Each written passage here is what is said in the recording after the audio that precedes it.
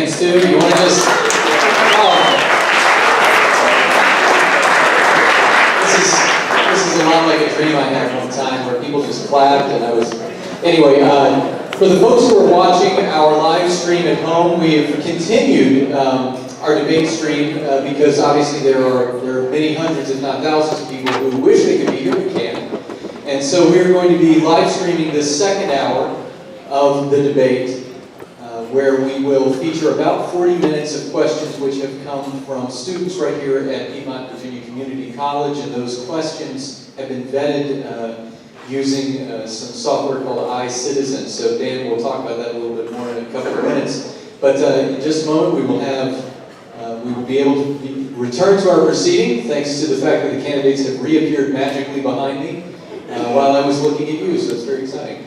Anyway, so with that, if everyone will please take their seats, and we'll be able to begin our second hour with voices from our community questioning our candidates. And with that, I'm going to turn it over to our moderator for the evening, Dan Schutte. Dan. Thank you, Jay. And as Jay mentioned, this this portion of the debate will have a little bit of a different format. We're going to ask questions from PVCC students and ones that were submitted by social media, and they were vetted using a program and an app called iCapture. And what that does is helps give us a more accurate sense of the voice of the PVCC community. So with that, I will turn it over to, we're going to do the same with our responses, by the way, 90 seconds, 30 seconds for a rebuttal if your opponent mentions you. And with that, I will turn it over to our first student.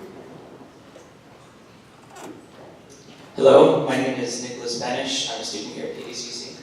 And my question is, young people don't turn out to vote in large numbers. The percentage of millennials who voted has actually decreased from 50% in 2008 to 46% in 2012.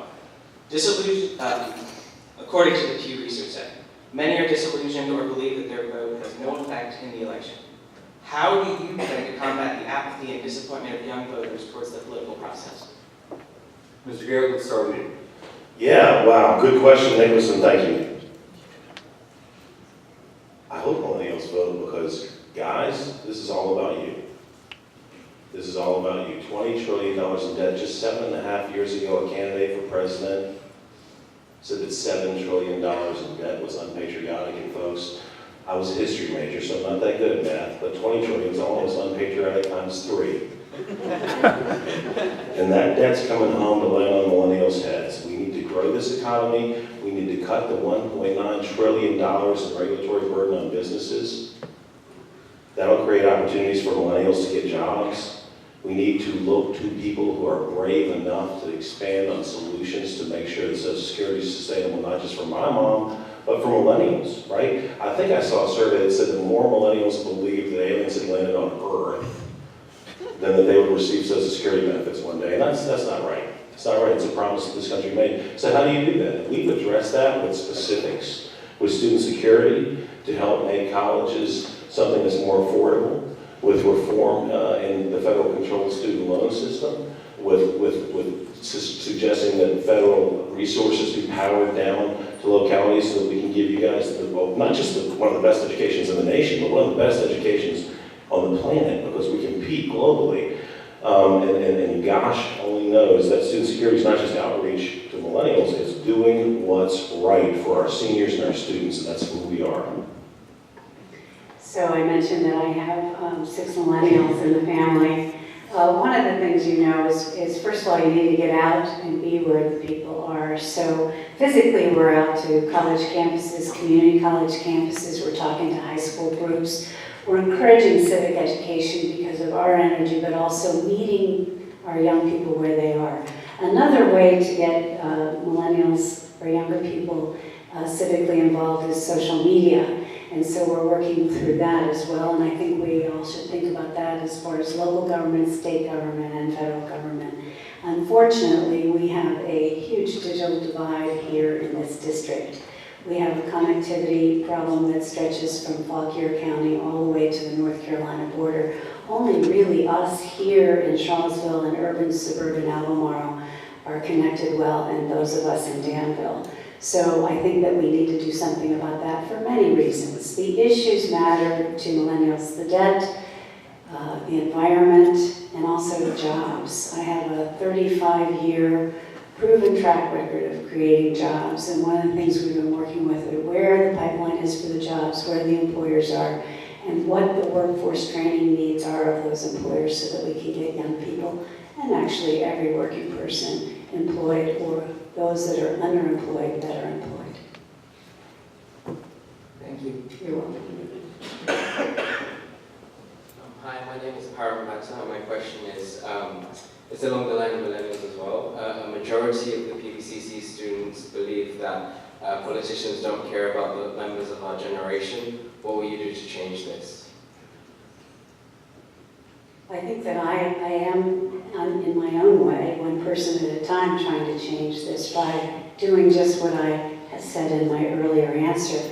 Actually going out to our places of higher education where students are being educated, Everett and Danville, Hampton City College, Longwood University, University of Virginia, our community colleges, and we're robust with community colleges that have footprint throughout the Fifth, no better than PVCC, but we have other community colleges. So I think that's part of it, and I think it's also encouraging people to vote. Apathy and throughout our age range of people that can vote is a problem for our democracy. But we'll start with young people and see if we can get them engaged early enough to help us make a difference in addressing our challenges. So actions speak louder than words, and words are not allowed from the audience during this debate. So I ask you, if you're a millennial and you're here tonight to support our campaign because we've engaged you, could you raise your hand? Look around the arena, my gosh, I bet you there's 40 or 50 people. And I'm going to tell you what, whether it's Hampton, Sydney, or Longwood, whether it's Liberty that's not even in the district, whether it's the University of Virginia, or any of our wonderful community colleges, I've been overwhelmed by the number of young people who do care, by the number of young people who are engaged, by the number of young people who value the legacy and birthright. It's an entitlement of every American, equality of opportunity. And so if you think, well, this guy, but does he care about millennials? Ask millennial Elliot Harding where the student security program came from. Ask millennial Conan Francis, who one of the first people to congratulate him when he was elected to the student senate at Hampton City College, came from. Ask Connor, or ask Tripp, ask Marissa. Ask these amazing young people from the University of Virginia or PVCC who's working in our Charlottesville office. You see, the most indispensable person realizes that they are not indispensable. I'm just a man in a moment in time with an opportunity to maximize on the abilities that God's given me to do the best I can to leave it better for the next generation. And that's what I believe, and that's what millennials who know me know, and that's why millennials know we care about their generation.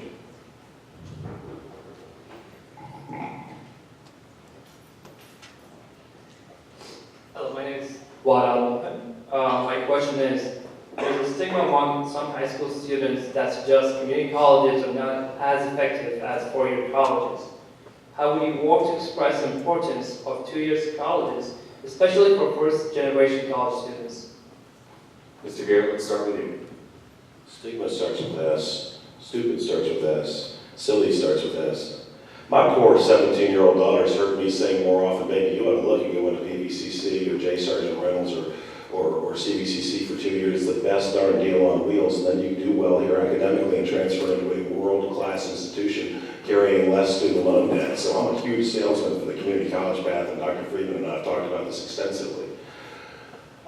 We have what I call an educational industrial complex that has sort of taken root in the guidance council realm that says that one size fits all, that everybody needs to go to a four-year school, that everybody needs to have a liberal arts major and live in a corner lot in a subdivision on the outskirts of a prosperous, wonderful city like Charlottesville.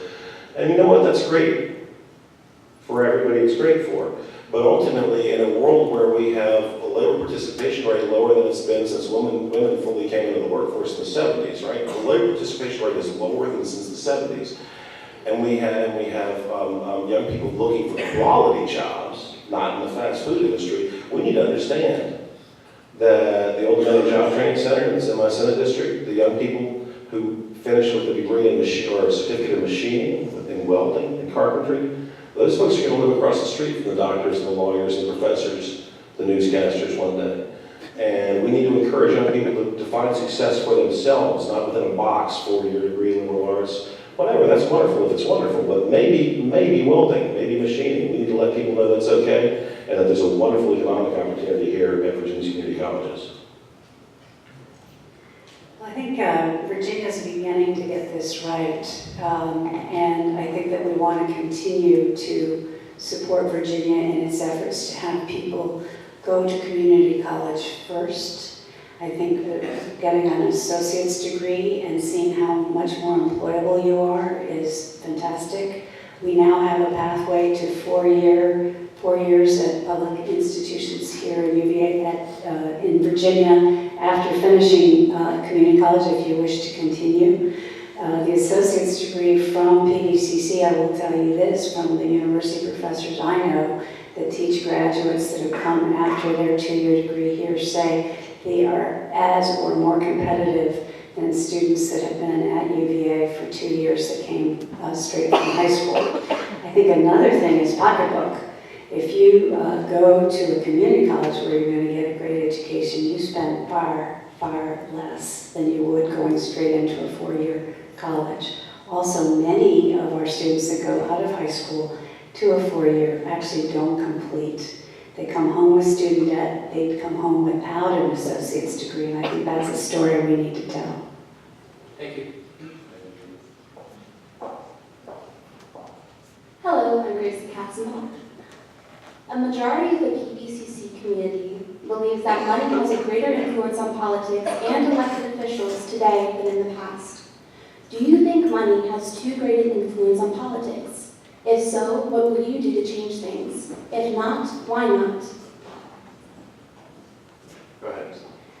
Absolutely, money is poisoning democracy. We need campaign finance reform, and we need help undoing the damage of Citizens United, which was a Supreme Court ruling that decided that corporations were people too, and that dark money could come in and figure elections so that it would take it away from you, the individual voter. I do think that I've seen not only through other races, but also in examining my opponent's record, a correlation between taking campaign contributions and then voting for special interests. I would be happy to tell you that I have run ads about this. We've studied the bills. And as an example, Virginia Uranium gave my opponent 2 contributions, and several weeks later, my opponent co-sponsored a bill along with companion bills that were running beside him and governor's actions that clearly showed a relationship. Follow the breadcrumbs, connect the dots. But yes, we see it at the state level and we see it at the federal level. If we don't do something about this through campaign finance reform or even public financing of campaigns, our democracy may be in jeopardy.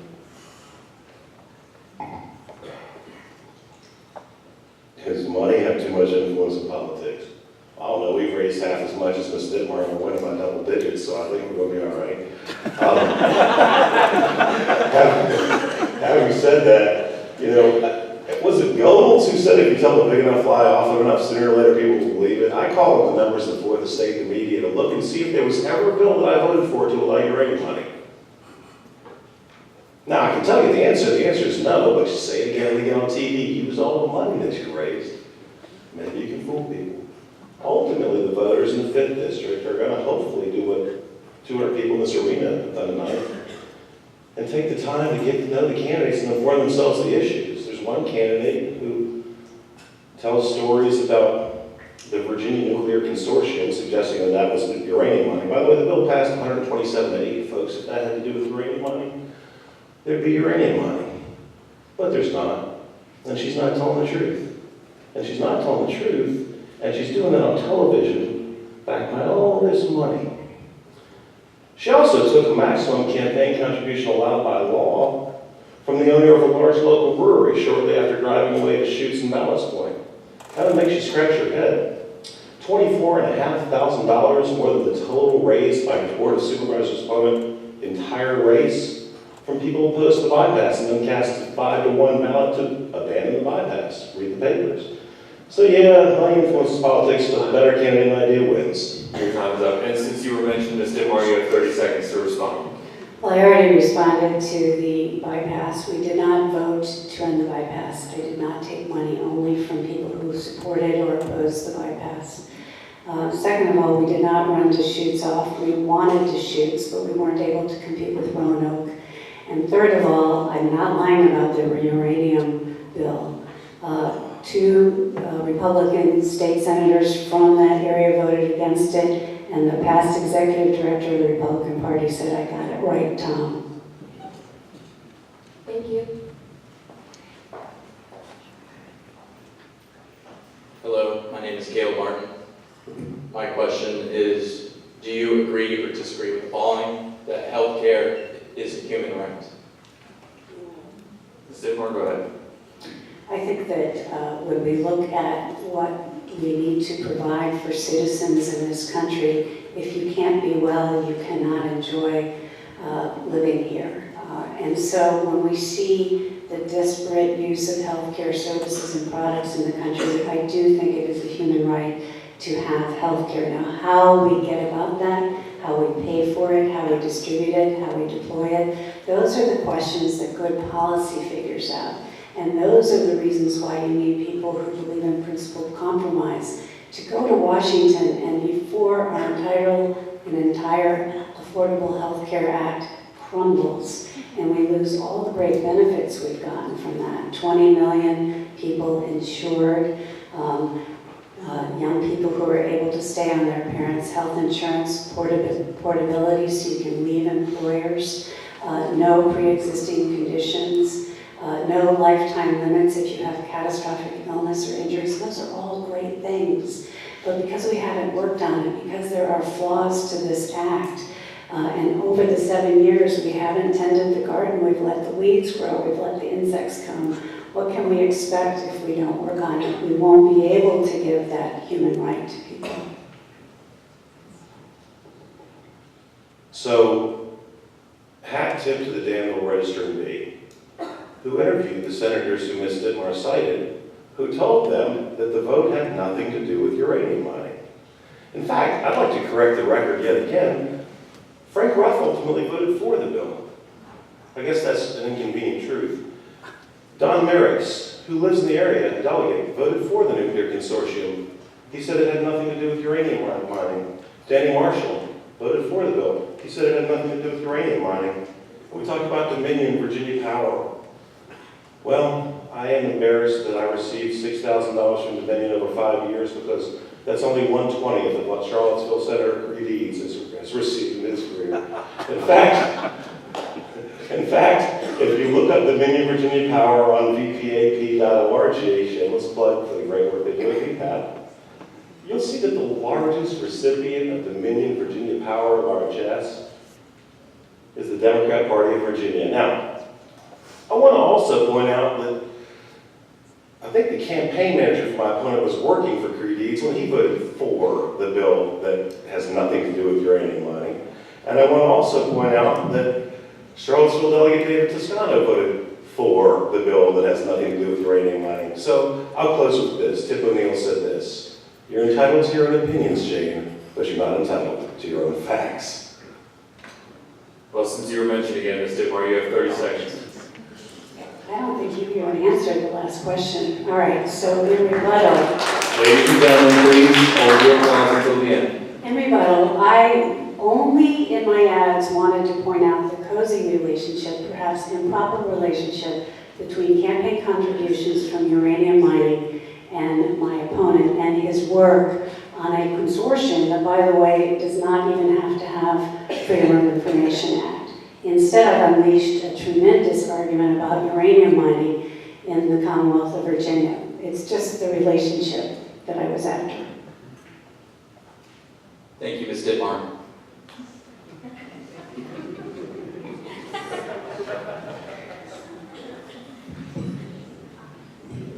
Good evening, my name is Kathy Liu. My question is, how much responsibility do you think the federal government should have on taking action regarding gender equality in the workplace? Mr. Garrett, you're going to start. So the federal courts have responsibility over claims of gender discrimination in the workplace, as they well should. And it's tragic to note that sometimes progress isn't made inherently or organically without legal action. But I do think that it's appropriate that federal courts be the venue in which claims of discrimination, whether based on gender or race, are decided. And I would not do anything to change the purview that the federal courts have over that jurisdiction. I think it's wholly appropriate, and it's part of what makes our system of government the best in the world. Ms. DeMar, go ahead. I think all three branches of government have a responsibility in this area. And I definitely think that the legislature can work on gender equality issues. Equal pay for equal work is still an issue. The fact that 40% of our households now are actually run by single mothers, and their inability to be able to financially secure their homes and their families because they're making less than men in the workplace needs to be addressed, and it can be addressed in the legislature if the courts don't address it themselves. Also, the executive branch can do something about this. When each branch of government fails to operate as it should, it creates a vacuum, and legislation loves a vacuum. So that is something I feel passionately about and will be watchful for. If the federal courts don't address this, as they may or may not, then I think there's room for legislative action. Thank you. Hello, my name is Alex Strauss, and my question is, about 75% of PVC students hold strongly or somewhat approve of federal government agencies collecting phone records of Americans that the government suspect of terrorist activities. What do you think and why? Ms. DeMar, you're going to go first. There's always a balance between privacy and freedom. I think that we want to be safe. I think we want our families to be safe. We want our students who are at school or in their classes to be safe. And therefore, we must be vigilant with regard to homeland security and the information that we collect. I am greatly concerned that collection involves more than just suspected terrorists, people that may be worth watching, people with whom tips have come in, and they may include all of us. And so these are things that we have to grapple with as a society and as a country with regard to policy. And I'm not sure where I land in terms of where PVCC students are, but I do know that I'm very concerned about all of the technology that's being used to monitor all of our behaviors at this time, balancing that, of course, with the desire for all of us to be safe. Alex, I listened closely to your wording, and I think a key in your wording of your question is of individuals suspected of terrorist activity. And so I understand probably better than most people, having been a prosecutor for 10 years and sworn to uphold and defend the Constitution as a soldier for nearly 6, the sacrosanct nature of that document and the Bill of Rights. And I understand that we as Americans have a right to be secure in our persons, our dwelling places, and our papers, right? And I think it was Franklin, although I might be wrong, who said those who would sacrifice security for liberty deserve neither and will lose both. And that sort of compacted wisdom is so profound that it's the reason we remember 240 years hence. So where we can develop probable cause, where we can work within the framework of the Constitution to guarantee the rights that we are all entitled to, regardless of what race, religion, national origin, as Americans we're entitled to, then we should aggressively investigate, again, where we can develop probable cause. And what we also need to do is we need to understand that 88-year-old grandmothers aren't carrying bombs on the airplanes, that 3-year-old toddlers and strollers aren't a threat, and then work within that particular sort of knowledge in order to ensure that we're efficient. So if we suspect, and we have probable cause to suspect it, then by all means aggressively we should investigate. For regular Americans, stay out of my business. Thank you.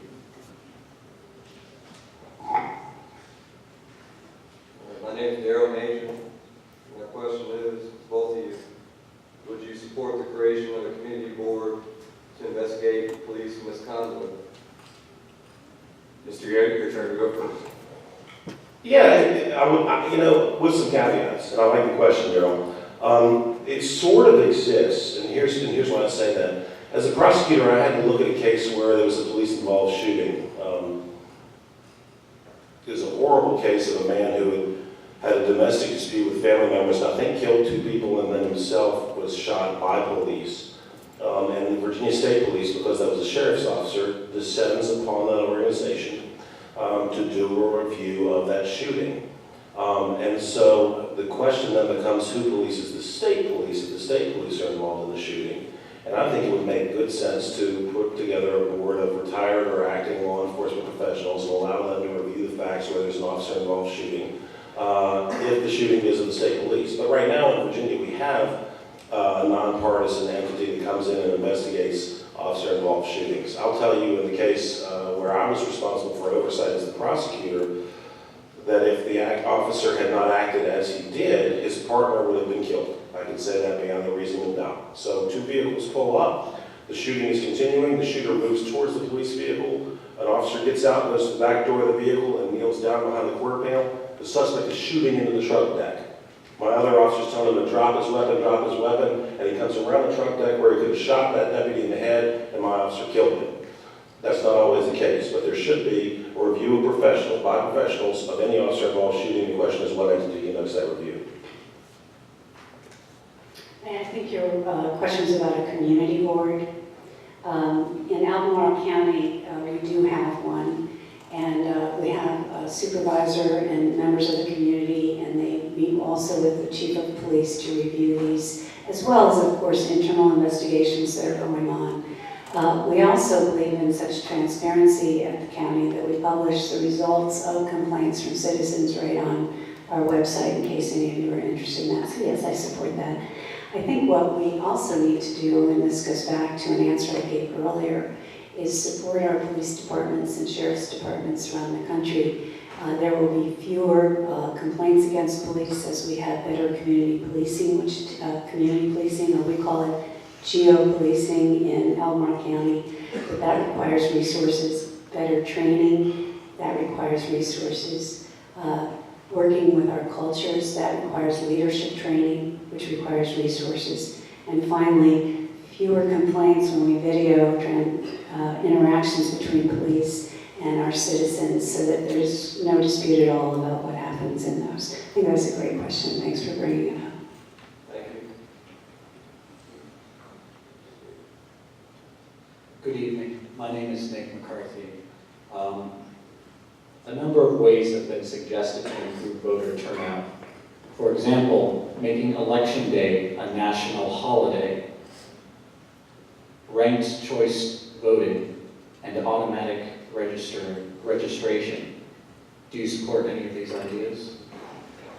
Ms. Dittmar, you go first. Yes, I actually like them very much. I told a story at the Woodbury Forest Forum about being out of the country, in a country, on a Tuesday, wake up, go out to go to shops, museums, do my tourism business, and everything was closed. And the reason why everything was closed is because it was a national voting day, and nobody worked that day so that everybody could vote. So I would love that. I think that's a great idea. Another thing that we can do is to really tamp down on some of the voter suppression activity that we have. I think that what that means to me is making sure that our oldest members of our society that no longer drive have no difficulty with regard to IDs. I think it's making sure that we don't change polling places that confuse people. I think that we also need to make sure that people trust in our voting situation. I think people stay home sometimes because they don't think their votes matter, but all three of those ideas, plus a whole lot more, would encourage more voting, and I would be 100% behind that. So, Nick, thanks for the question, and it's an awesome question. I long for an America where people are engaged and informing themselves and exercising their franchise. I think it was Jefferson, I'm sure somebody will correct me in a press release if I'm wrong, who said we have a democracy not of the people, but of the people who show up. And that's sad. You know, it stinks because ultimately, if you are engaged enough to be watching this on the internet, if you're engaged enough to be here tonight, you're already at the top of the self-informing pyramid. But what I really long for is an informed and engaged electorate, an informed and engaged electorate. And so to that end, it was Gandhi who said, man cannot be made good by law. And I'm not sure that doesn't have some relevance here. We want people who are engaged, who understand their interests. We want millennials who understand the brunt of that $20 trillion debt is going to land on them. We want people who know that when somebody puts forth a plan that will maintain Social Security for perpetuity and allow people to choose or not choose a way to get out from underneath that bubble of student loan debt, that will help them. But I think that sort of forcing people to vote is not the requisite solution. It's engaging like everybody here and everybody watching at home is here tonight. Thank you. Thank you.